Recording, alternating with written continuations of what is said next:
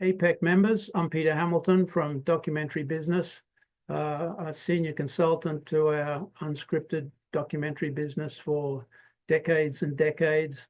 And I've been through many, many changes, and now is a time of profound change. So I wanted to share my thoughts with you about just some of the key pointers, key indicators of where we've come from and where we're going in this presentation. It's not comprehensive, but I hope that my takeaways about the landscape will help you as you prepare for 25 and particularly for Realscreen. So thanks for having me on board, Pact. So let's start with what has been on my mind recently to give you some context. As you know, I'm a senior consultant. I work with companies, I work with networks, platforms, governments, producers, and a lot more, and have been doing that for decades now. I'm also an executive producer, and I have a particular success, very much exciting and creating impetus for my work. The title is called Cautia, and it's a co-production between Silver Bullet, a Cape Town company, Terramata Studios, a Red Bull company in Austria, and PBS Nature. And it's just an example where I was pitched an attractive story about a very mysterious animal. And I realized that my colleague Ruth Berry, who is a really experienced science and natural history producer, could figure out a path for us to succeed through Terramata and PBS Nature. So it was a very narrow path to success. And we succeeded, and we'll be on air next year. And I'm sharing this slide with you because I just want to get the message across that there are still projects out there to be funded. They require imagination, relationships, and typically co-productions, so they're transnational projects. So the next slide, as you know, I published the free newsletter Documentary Business. I've got an updated study that includes a really detailed database of Netflix's acquisitions and commissions. And then on the bottom right-hand side there, that's a little pic from MIPCOM. I've been visiting a lot of conferences and this year and providing webinars with my colleague Dan Salerno and others. So it's been an active year. Next slide. I want to start our conversation today with a quote from Ben Silverman, a real power in our business. His company, of course, is Propagate. And I just noticed this quote in C21 yesterday. I'll read it. So Ben says, documentaries were once seen as homework on public television and counted for less than 10% of all viewing. But now lots of big documentaries are being watched. They are more compelling and contemporary. The doc space has exploded. Note that word, exploded. And they're now equal to scripted, but the cost base is much lower. So they're key issues that we're going to explore today. What are the changes in the documentary sector? Has it exploded? And where is it going? So let's go to the next slide. I wanted to talk to you just briefly to set the stage about the scale of the business and what drove it. So when I came to the States in 1981 from Australia, the documentary business, which I already loved, was really a tiny niche. It served educational markets. Also, PBS was emerging in the States. The broadcast networks had very selective commissions of relatively high-priced documentaries, but the whole business amounted to a very modest scale. So in the 80s, we get, first of all, the takeoff of home video through VHS, and then the launch of cable and satellite channels. And as more and more specialist niche channels were offered in the pay TV package, and as producers and programmers learned to create new hybrid, both networks and programming formats, etc., the market absolutely exploded, reaching its peak around about, in my view, 2016, 2017, when it was a mega million-dollar business. So the next slide gives you a sense of what happened next. With the advent of streaming platforms, with YouTube launching, followed by Hulu, Netflix, and the others, there has been a really significant downturn in the value of the business as a whole. And why is that? Because cable and satellite broadcast platforms who drove the unstoppable curve up until 2016 or so, they needed to acquire between 200 and 600 hours a year to populate their prime time schedules and their daytime and other day parts. And on the other hand, streamers are infinitely more selective. So as the legacy networks like Discovery and Nat Geo, Smithsonian and others, as they reduced their buy, in some cases channels were shuttered like Animal Planet or Nat Geo Wild, we get a significant reduction in the volume of the business. And the question is how low, the questions, I guess, how steep is this drop going to continue? And then the second question is, but what is the scale that's left? And I would just hang on to the difference between where we are at the bottom of that green curve now compared with the 80s. It's still an enormous niche, and this explosion of programming inventiveness over the last 40 years or so has created, real knowledge in the industry about how to excite audiences. And that gets back to Ben Silverman's comment that the industry is still of a vastly greater scale than it was years ago. So there are still opportunities for producers. So let's go to the next slide. So I mentioned the pay TV market is in decline, and I think these parallel charts catch it. This is the Nielsen gauge on the left side, 2021. You can see that the green is on the lower left, captures the audience for the pay TV package, cable and satellite channels. And you can see, if you look at the bluey equivalent slide on the right sector, on the right-hand side, it's lost about a third of its audience. Broadcast in orange has stayed stable, mainly because it's remained a really viable platform for live events, particularly sports. And you can see the blue or the purple represents the increase in share of audience for the streamers. And it's really noticeable that YouTube is a dominant player in that category, as well as Netflix. But the bottom line is that the cable and satellite channels continue to lose audience, and because they're losing audience, they're losing coverage with cord cutting, and therefore with diminishing audience, they're losing advertising revenues. And with less revenues all around, there are fewer resources available for networks, to commission and acquire productions. So let's go to the next slide.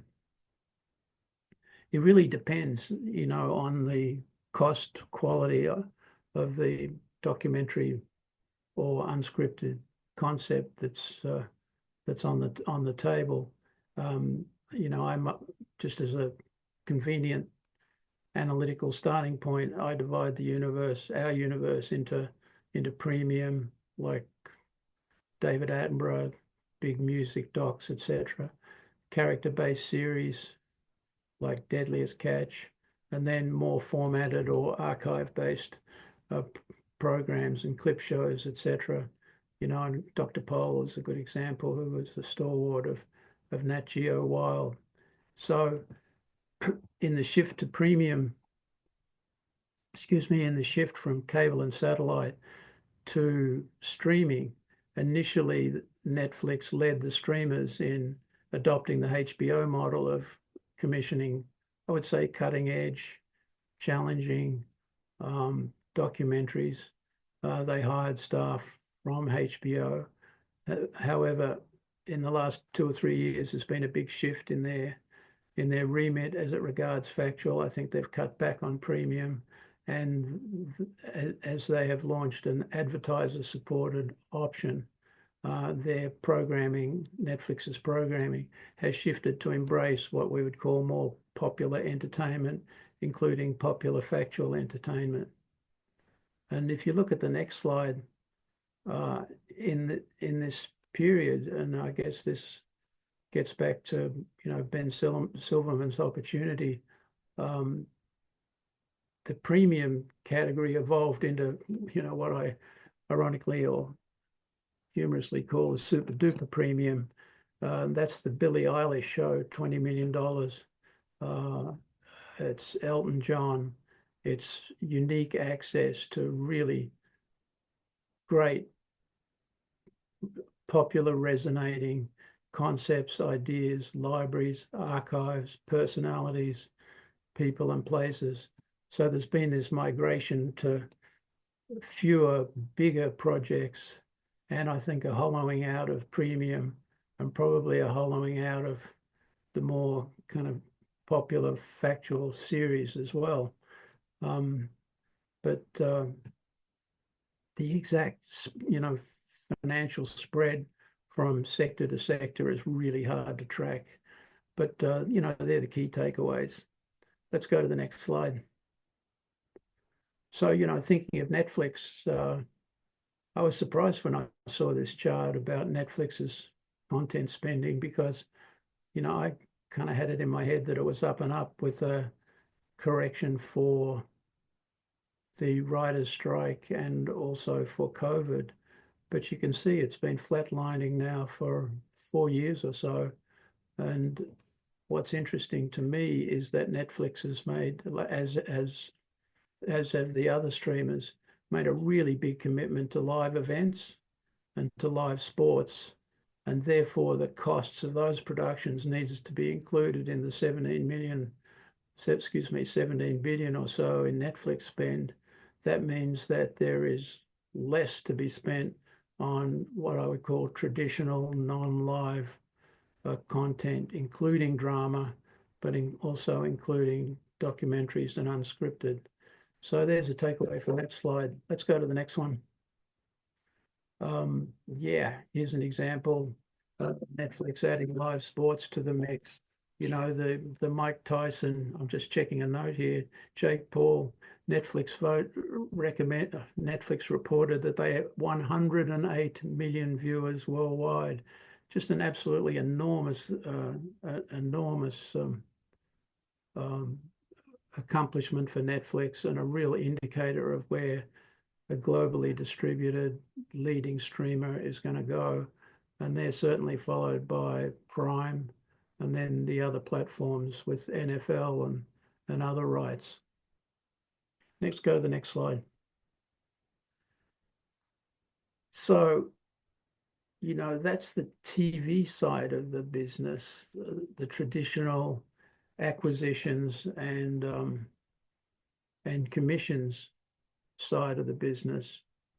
And then there's the creator economy. A friend of mine, Eric Nelson, who's a very successful award-winning producer, Eric sent me a note the other day saying, I got to watch Galactic Star Cruises, Jenny Nicholson's program about the Star Wars Hotel in Florida. And it's an example of a creator-driven project. She's earned 11 million and going views, write-ups in the New York Times, etc. And I think what's important takeaway from me from her success and success of other producers who've been able to adapt to the creator economy is that it takes a very, very different personality, very different structure from the traditional business that we've enjoyed for the many, many decades, where development teams develop concepts, pitch them to networks either greenlight them or require the completed program. We go to air, we go into international distribution, and so on. I think the personalities that are required by the Jenny Nicholsons of this world, are just so different from the the personalities. It's more than the model that distinguishes the creator economy from the traditional documentary ecosystem. It's more than the model. It's actually the personality of the programs, of the producers and of the concepts that succeed. And if you look at a Venn diagram, I don't think there's a lot of overlap between, graduates of film schools, good film schools, Oxbridge, Melbourne University, whatever, and the kind of characters and personalities that pop through and have success on social media. And it's interesting, I just saw this chart about the creator economy, still a minute but section of the entire media and entertainment economy. That's the blue bit down the bottom there. However, it's 25% of the growth in the entire economy is accounted for by the creator economy. So how we deal with this, I just think it's an incredible challenge, and needs to be put in context that the traditional business of cable and satellite and of the platforms themselves, that they're still ordering programs, not in the same numbers, but the business still has scale and has a long tail. So let's go to the next slide. So I'm kind of wrap up here. I did a panel the other day, and I was asked, what should we watch out for? So I thought about that afterwards and made a list. And number one, we have an enormous political shift coming down the line in the States. And the Trumpers have announced their determination to cut National Public Radio and PBS and the Corporation for Public Broadcasting. I know that programmers inside the PBS family are very, very nervous right now, and that will further put pressure on the resources available in the States for co-production partners. I mean, cutting back to my Pangolin film, we relied on PBS's Nature Strand, based here in New York at NET, to be the US partner, which made possible the funding of the project as a whole. So there'll be many other projects that'll be nervous as a result of the political cuts coming our way. I think the legacy channels have been absorbed into these, huge media entities that are shifting away from legacy media, to streaming, various streaming models. And we are seeing the beginning of the sell-off of these channels. And I believe that several of them are going to turn out to still be able to deliver compelling programming to audiences that are still seeking a home for traditional documentaries. So watch that space carefully. The legacy channels themselves, there are fewer orders, fewer episodes per order, and lower budgets. And I know we've covered this extensively in my webinars with Dan Salerno and Liz Levinson and Ed Hirsch and others in documentary business. So check them out. We've covered them really closely. Dan, interestingly, the other day reported that Discovery in 2024 was down about 100 programs from 550 or so, 100 hours in its commissions for the year. So Nat Geo has maintained the volume of its orders. The orders are going to establish producers. I think there's a lot of fear amongst the buyers. There's less willingness to take on risk. And as a result, the work goes to established producers. The good news is that the British producers do have an inside track. I noticed of Nat Geo's announcement recently, I think of 5 or 6 important series, which were going to be, premium content for their upcoming seasons. All of them were produced by British companies. I was also thinking of Arrow, a major supplier to ID, the crime network, Discovery crime network. So there's just multiple examples here of how British producers have the expertise, relationships, the quality, etc., to be able to capture orders. I think sponsored content is very important. The big theme at MIPCOM this year was survive till 25. And the big shift, I thought, was, let's explore the new models. And I think it's challenging to find sponsored content. I'm working with an expert team at the moment in this field, and it's very hard. The outlook, I think, is very heartening for the right content. But there is still corporate funding available, and the networks are much more tolerant of sponsored content than they used to be, since their overall budgets are down. AI is going to make a huge impact. We've covered that extensively in our newsletter, so I'm not going to go into it here, but big continued topic of conversation and analysis. I just mentioned the creator economy expanding, and then I wanted to close with the thought that TikTok is mandated by legislation to close on January the 19th. I think there is something like 70 million TikTok users in the States. It's clearly an enormously influential global platform, and its closure, I believe, was a function of two factors. One, which is constantly cited, was that it potentially provided access to China, to a Chinese-owned company to US data. And I think there's another factor too, and that is that during the Gaza war, TikTok was not censoring or provided less censored clips, and these had a big influence, particularly on younger viewers, and that was discovered.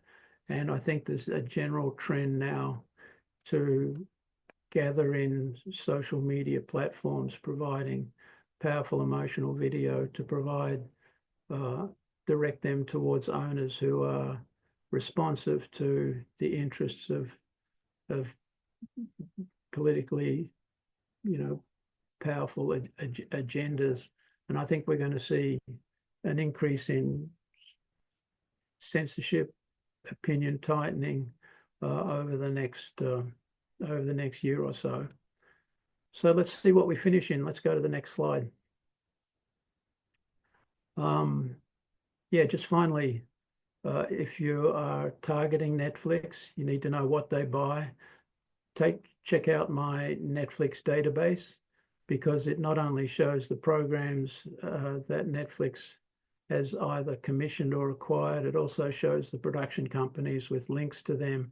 And that's incredibly useful for producers who are wishing to, quote unquote, marry up, to find established partners to whom they can take their idea, who in turn can take it to Netflix and the streamers. So for the marry up solution, and for what Netflix is actually spending its 17 billion, or portions of its 17 billion on in 25, check out my Netflix database, which is available on Documentary Business. I think that's it. Let's see what else we got. Yep. So it's been great chatting. I know we've jumped around from theme to theme, but it's really good talking to, sharing my view of the landscape with Pact UK. And please reach out to me if you have any questions about any of the issues that we touched on today. So thanks a lot. Best wishes for 2025, and I wish you a really successful Realscreen.